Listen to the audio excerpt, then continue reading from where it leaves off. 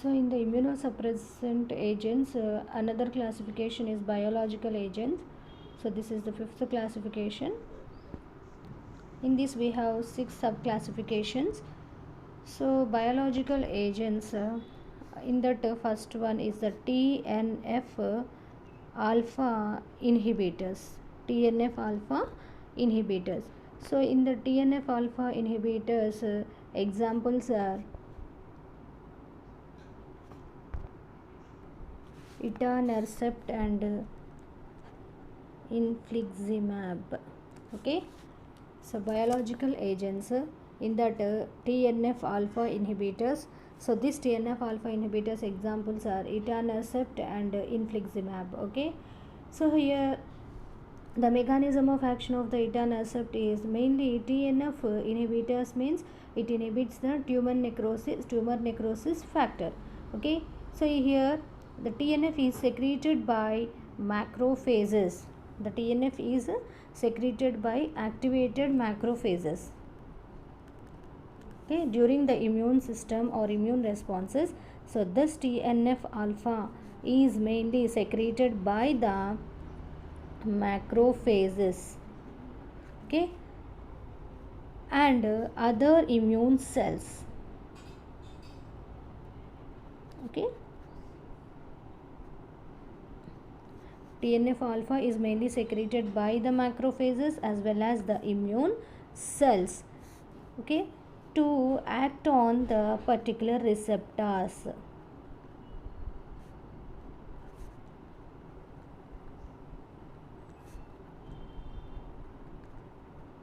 Okay, in the biological agents, these biological agents comes under the classification of immunosuppressant drugs. So in that subclassification is TNF alpha inhibitors. So this TNF alpha inhibitors are etanercept and infliximab. So this etanercept acts upon the TNF alpha. Okay, so generally TNF alpha, tumor necrosis factor alpha, is secreted by the activated macrophages and some of the immune cells which are present in our blood.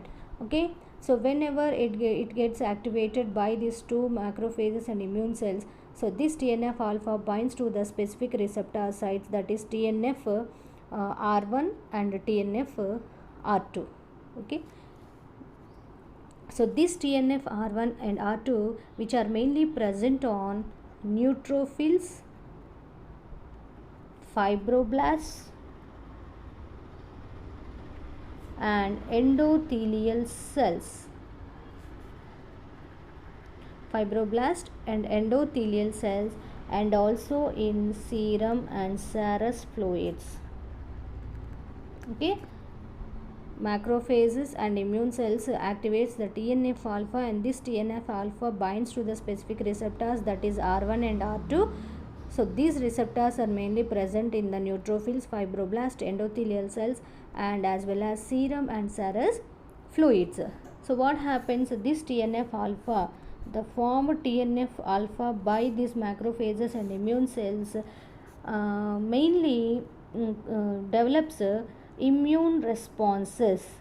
It develops immune responses, and these are helpful for the production of or releasing of cytokines.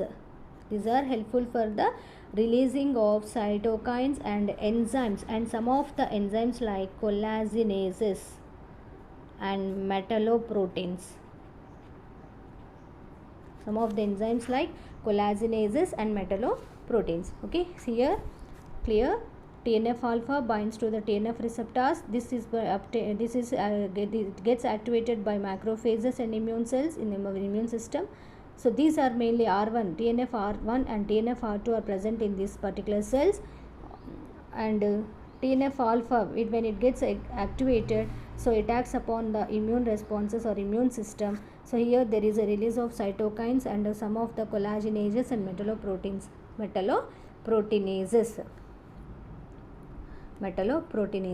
So here what happens, so whenever we are giving the drug, that is etanercept, so it acts upon TNF alpha.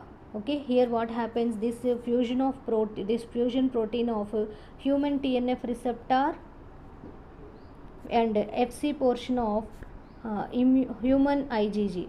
Fc portion of human IgG1 neutralizes the TNF alpha and beta.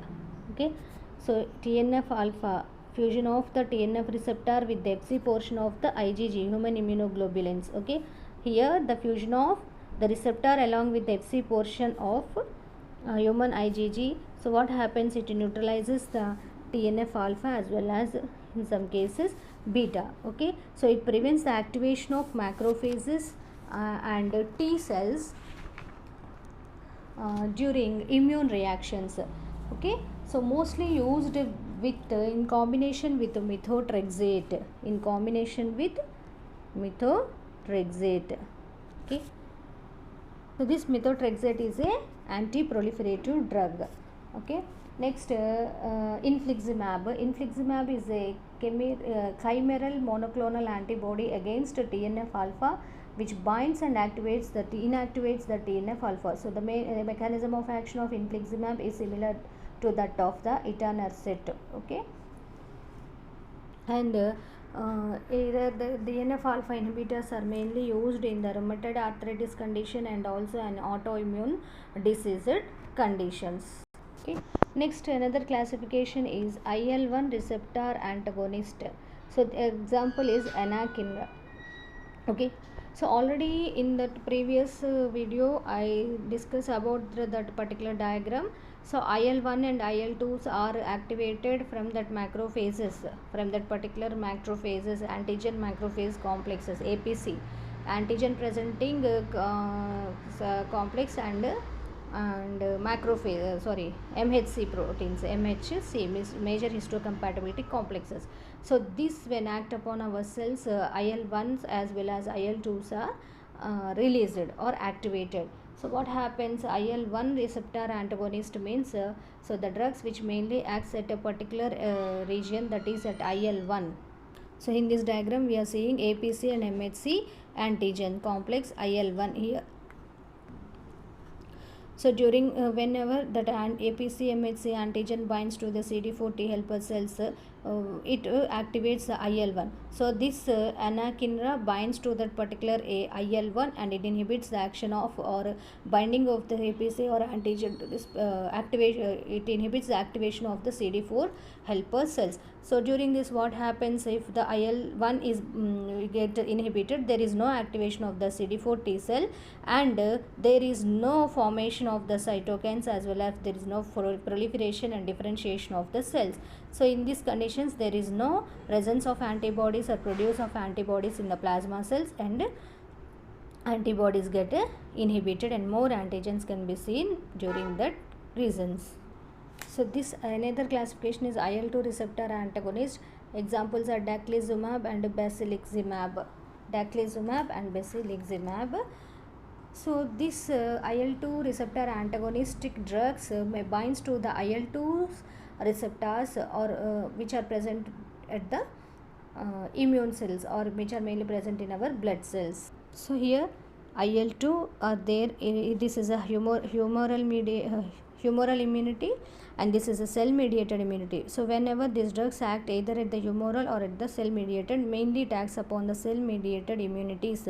So IL-2s are released and here the activation of the helper T cell, it leads to release of interleukins 2 and here the activation of these cytokines leads to release of interleukins 2. So whenever it gets inhibited by different drugs, there is no activation or formation of the cytotoxic lysosome lymphocytes, cytotoxic lymphocytes, and there is no formation of mature cells, CTLs, and there is no binding of the CTL to the specific antigen, foreign cell with antigen, and there is no formation of lysis. What happens if we are inhibiting or if we are breaking that, if we are inhibiting the IL-2, activation of IL-2s causes there is no lysis, means here more antigens are developed and less antibodies are present in our body. So here we are suppressing our immune system, mainly in the cell mediated immunity.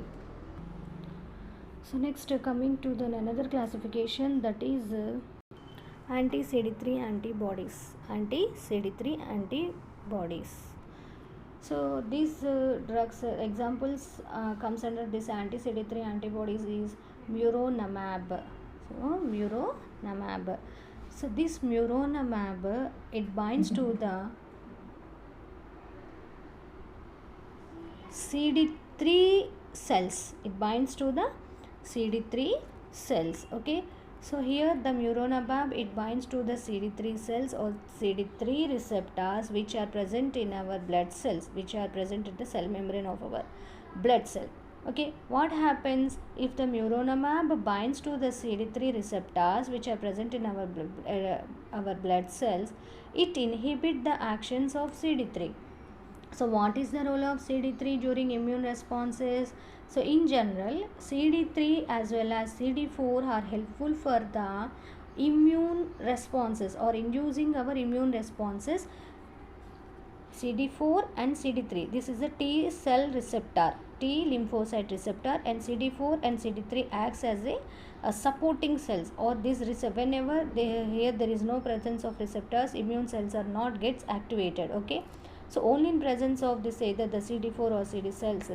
Okay, so T helper cells are responsible for inducing our immune responses. So here the CD3 is helpful to activate our immune responses from that T cell receptors, nothing but T cell lymphocytes, T lymphocytes. Okay, so when this activation of T lymphocytes can be seen?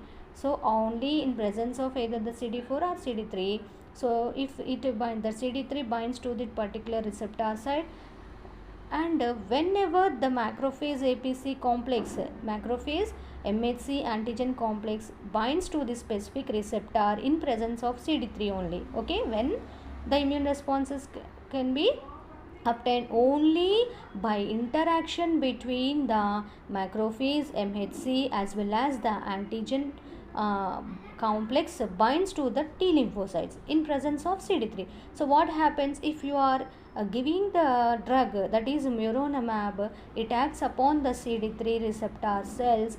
That CD3 receptor inhibition causes here there is no activation of the T cell receptor or T lymphocytes. So whenever there is no activation of the T cell receptor or T lymphocytes, here there is no formation of the PIP or activation of the PIP2 as well as IP3 as well as calciums, and there is no entry of calcium into the calcineurin, and there is no formation of the cytokines and ribosomes from that NF80 nuclear factor activating T cells.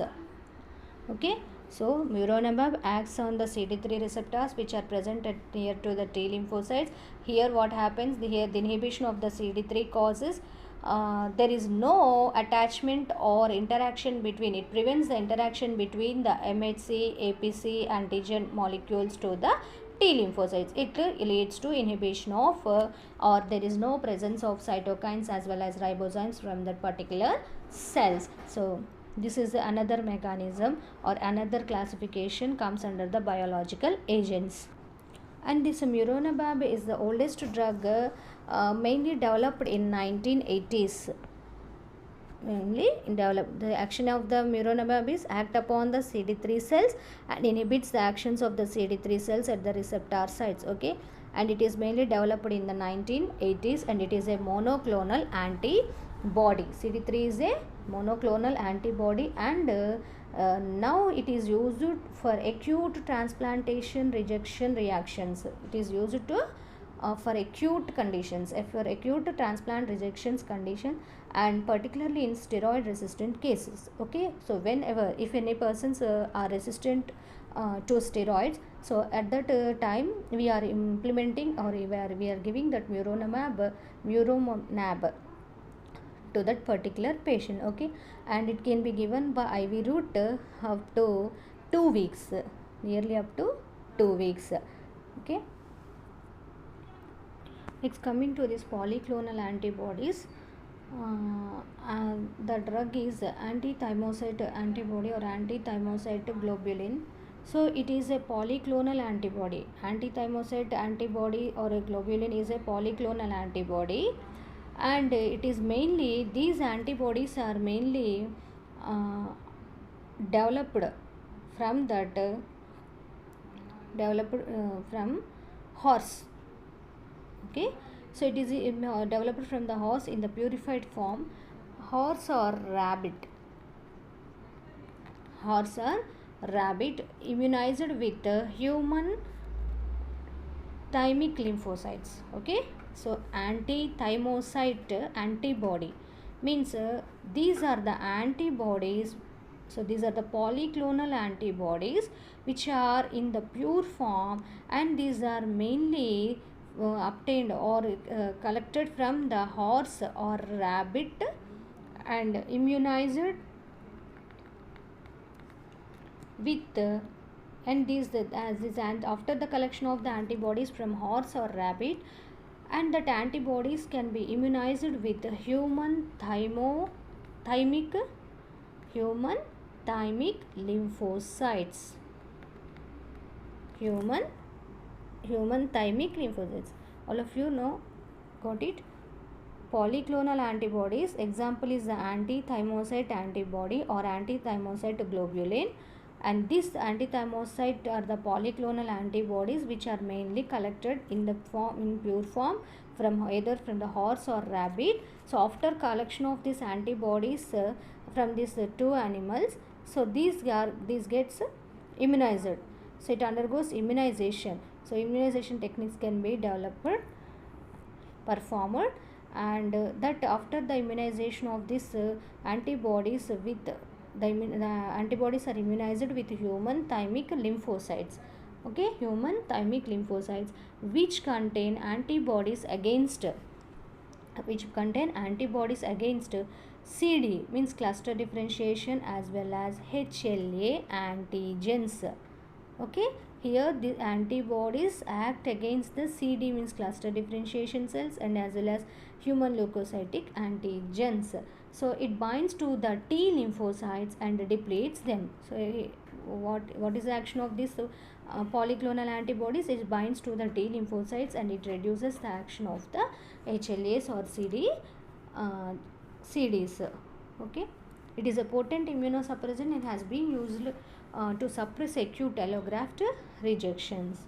So this is about the biological agents. So another one is anti-D immune globulin. So that anti-D immune globulin is a human IgG having high titer of antibodies. Okay, so anti-D immune globulin consists of high amounts of antibodies and they act against the Rh antigens. Here the polyclonal, that is anti-thymocyte antibodies, act against HLA antigens. So when coming to this anti-D antigens or immunoglobulins act against Rh rhesus. Okay, RHD antigens. Okay, so this is about the immunosuppressive agents. Okay, I will generally I take nearly 4 videos for this immunosuppressant actions. Okay, suppressive agents. So all of you must watch all the 4 videos. And general uses, so either the biological agents or the calcineurin inhibitors or any of this classification of drugs, the major uses of the immunosuppressive agents are used during the organ transplantation and anti-rejections and to maintain the immunity or to maintain the immunity against that during the organ transplantation. So this is about the immunosuppressive agents. So the immunosuppressive agents mainly suppresses our immune system. Okay, thank you.